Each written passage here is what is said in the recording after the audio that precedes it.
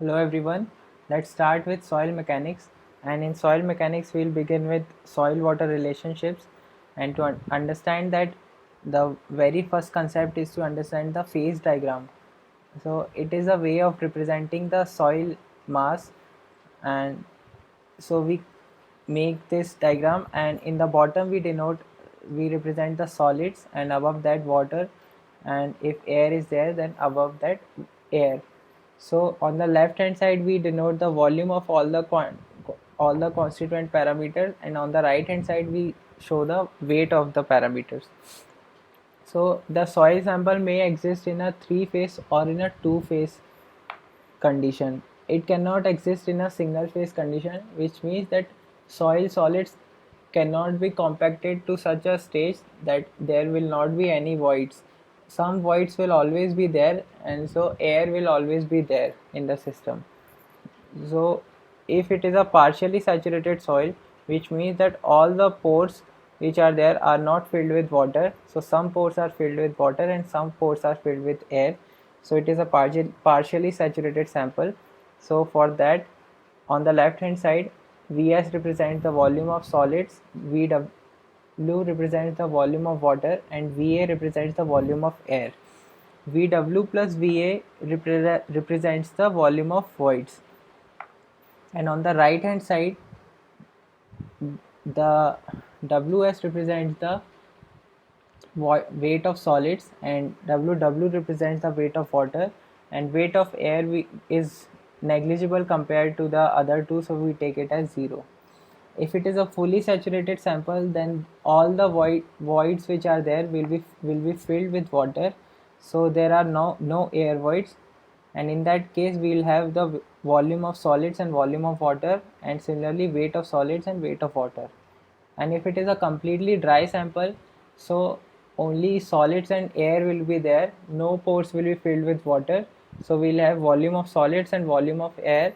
And on the right hand side we'll have volume weight of solids, because weight of air is again 0. So there are some important definitions in the soil mechanics, so let's see them one by one. First is water content. So we denote it with small w, and it is defined as weight of water to the weight of solids. So in a soil system, this is solid, water, air, this is weight of water.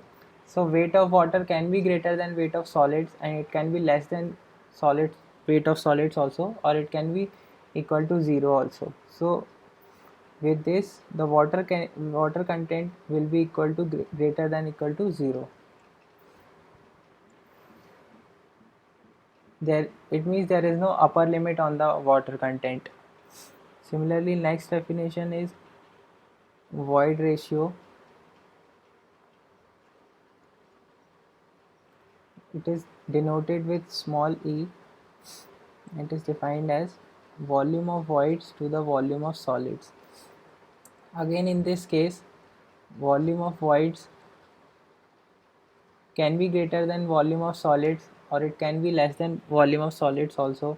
So there is no upper limit on the volume of voids. So the value of void ratio can be anything between 0 to infinity, but it cannot be 0 also, because there will always be some voids, so it is always greater than 0. Here one thing to notice is that we consider the soil mass as incompressible, so weight of volume of solids will be fixed because it is incompressible. Next definition is porosity.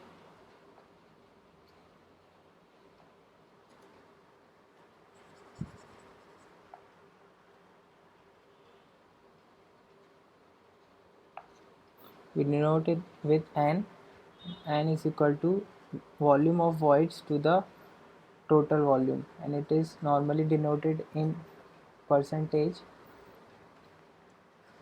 So what is the difference between void ratio and porosity? The void ratio compares the volume of voids with respect to volume of solids, whereas the porosity compares the volume of voids with respect to the total volume.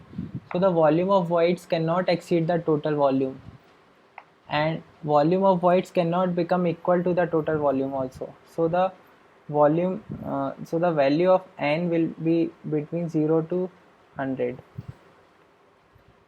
In the engineering, when we consider when we'll see the later units like consolidation, there we'll use void ratio more than porosity, because as I said, the volume of solids is constant.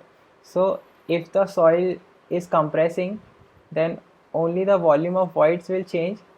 So E value will change just because of the volume of voids.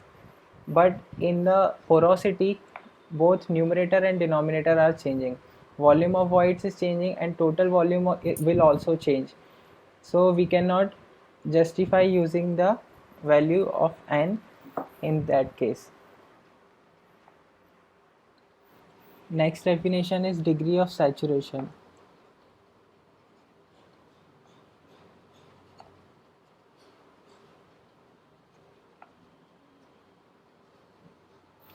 It is denoted with S, and it is equal to volume of water to the volume of voids. It is also denoted in percentage. So it shows us that how many voids are filled with water. So its value can vary between 0 to 100 when the sample is fully saturated. So S will be equal to 100% or 1 for fully saturated soil.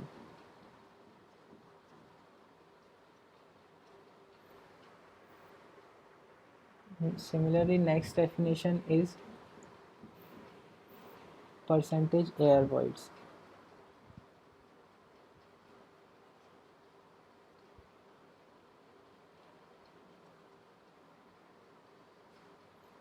It is denoted with NA, and it is equal to volume of air voids to the total volume into 100.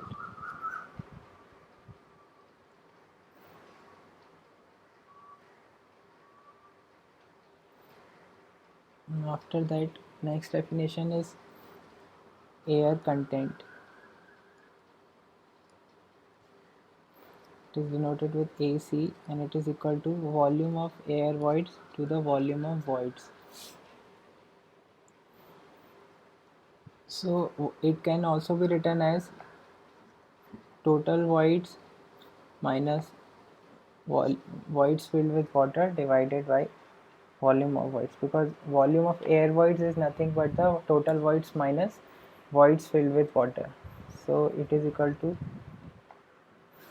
this will cancel out, 1 minus volume of water divided by volume of voids, which is nothing but S.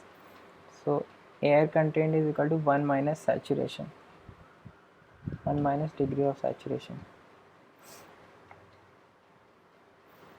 Similarly, we can write it as, if we multiply porosity and air content, so N into AC will be equal to volume of voids to the total volume into air content is volume of air to the volume of voids.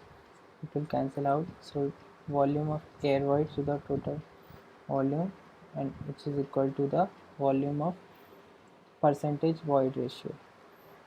So percentage void ratio is equal to N times air content.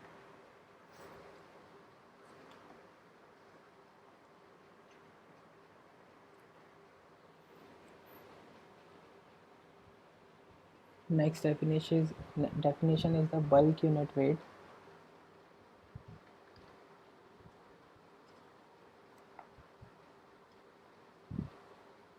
So it is defined as the total weight of the soil mass with respect to its volume. So we denote it as gamma T, and it is the total weight divided by total volume. Means volume of solids plus volume of weight of solids plus weight of water divided by total volume, that is volume of solids plus volume of water plus volume of air. Its unit is normally preferred unit is kilonewton per meter cube.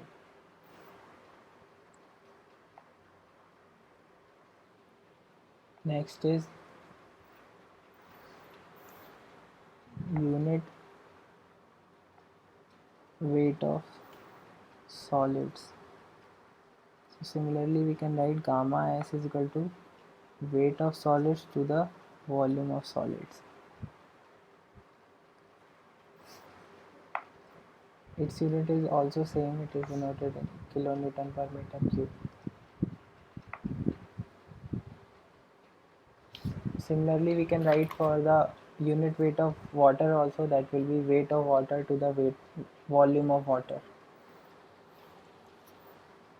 And then next is dry unit weight. It is denoted with gamma D, and that is weight of solids divided by total volume.